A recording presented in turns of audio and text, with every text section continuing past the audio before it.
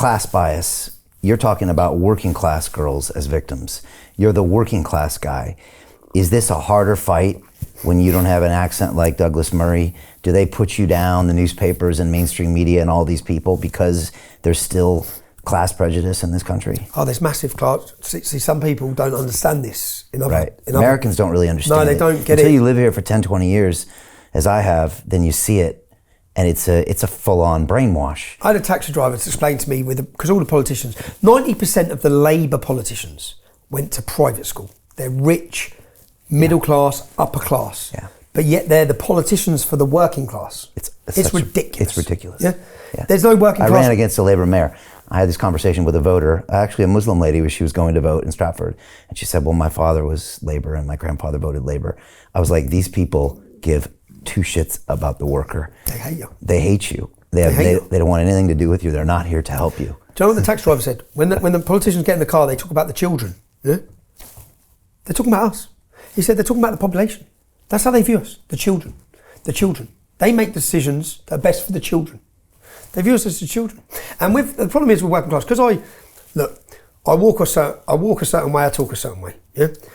But the problem is, I sat with, I think Kofi Annan's, one of the European Union representatives, I sat with his speechwriter, and he was an expert on multiculturalism apparently, and we're debating. So I said to him, where do you live? Where are you? He was in Brussels, the European Union. I said, where were you born? He said, Exeter. So I said, Exeter. Exeter is 99.9% white Christian. You're the expert on multiculturalism. I'm a minority in my hometown of Luton, and I'm the expert. You can't read a book about building a house and think you can build a house. Yeah? None of you experience what we experience. None of you have. And when we've tried to do a cry for help, I always say the English Defence League was a cry for help. Yeah? It was a working class cry for help. Please listen. Please, we know our place. We know we're not governing the country, but we do expect you to listen with what the problems you've imported are affecting us. So yeah, there's a massive class issue. And I think many of them hate us for it. And I think all journalists are middle class, all of them. Yeah. And what they don't like is, we're better than you. I'm a better journalist than you. You don't like it. Anyone who actually takes time to watch our documentaries, and do you know what? When we find the truth's the truth. What the London Real Investment Club actually does for you, it gives you the keys to open that door to the inside deals. In the last 3 weeks, I've participated in 3 incredible deals: a layer 2 Bitcoin protocol, an incredible AI protocol. The deal flow is beyond what I expected. I don't think I've ever seen a model like this that just gives average folks the opportunity to be behind the deals, and that's exactly what we've done. Not only that, you get to hang out with Brian Rose every week. And for me, that was huge, because I look at Brian as somebody who's not only an expert in the space, and I think is on the leading edge, but just the leading edge of thought with London Real and the work he's doing there. To anyone who's taking a serious look at this, I know it's a big decision. It was a big decision for me and my family, and it is one of the best decisions I've ever made. So I wish you all the best, and hope you come join us.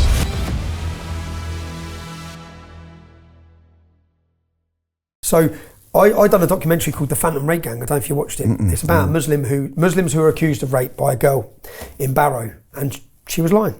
She was lying, and it was me that cleared. And the Muslim lad, his name was Mo. When the local politician said that I was going up there to stoke race fears, he came out publicly and said, he's the only one who cleared our names. He's the only one that cleared our names. So my journalism, I think the public distrust in media is gone for Europe. It's gone for everywhere, yeah?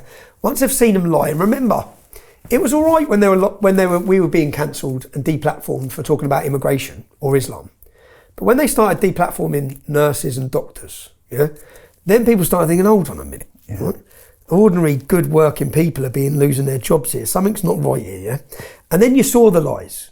We saw what they said about the vaccines. We saw what they said about the lockdowns. We saw the way the politicians lived one way and then told us to live the other. You weren't allowed to go to the family's funerals, but they were having parties and piss-ups in Parliament. So now everyone got to see these things, but they only saw them because of social media. Yeah, not because of the mainstream media, because the newspapers weren't reporting it. Why weren't they reporting all the problems of Big Pharma? Because they're funded by Big Pharma. It's one big machine. Yeah, there is no free press. We are the free press. And the best thing is now we are the media. It's us that get the views. It's us that people want to see to look for the truth after. If there was a terrorist attack tomorrow, yeah, where do you think the British public are going for to see what's going on? X. They're going to X, they're going to our profiles. Yeah. They know we're going to tell the truth. They're not going to see what the BBC is saying or to see what bloody Keir Starmer's got to say. I hope that's true. It's true. At least if you're under 50, that's true. Or under the older people still. Yeah, well, no. They losing faith as well. Really? Surprisingly, do you know how many old people? Okay. As I said, with the demographic of our support now, the diversity of our support. The other point being that I'm proud to be British, and I'm also lived experience to see how migration from Christian nations, even Sikh nations, how patriotic they can be and how it can work in Britain. Yeah. So I've always got upset with when people speak about immigration. It's the Islamic immigration. The problem is, if there was no Islamic immigration, we wouldn't even be sitting here having a debate. There would be no discussion. No one would be moaning about the demographic replacement because no one would see it. The Sikh community are not increasing at an accelerated rate, neither the black community. Birth rate in the UK, in Luton, is 1.3 for blacks, 1.4 for whites, yeah? There's not going to be an explosive change to our country. We're not going to lose it. It's the Islamic birth rate. It's Islamic immigration. None of these debates would even be happening. There'd be no rape gangs. There'd be no terrorism. There'd be no jihad. There'd be nothing. So call it what it is. Identify the problem. Stop calling them Asian groom gangs and Muslim groom gangs. Stop calling them Pakistani, actually, because they're Muslim. Yes, some are Pakistani, but they're Afghani, they're Somali. The majority are Pakistani because the majority of Muslims in the UK are Pakistani. When you go to, it's Moroccans in Holland. We should be able to call a spade a spade. Call it the truth's the truth. And Islamic immigration is a problem. Not Christian immigration. I think now we need to limit all immigration because things have got to a situation now where people are fed up. We need controlled immigration. Anyone that comes to this country has got to benefit. When we looked at the recent figures of what 1.2 billion pounds, whatever it is, on foreigners just sitting claiming benefits. Why? What sort of moronic country are we? What sort of fools are we? And we're all working hard. Everyone's working hard. Everyone's struggling. And the hotels are full of bloody loads of Somalians eating 3 meals a day, having their heating up whilst the pensioners are freezing. It's clown world. It's total clown world. But the public are awake. Hey, I know investing in crypto is scary.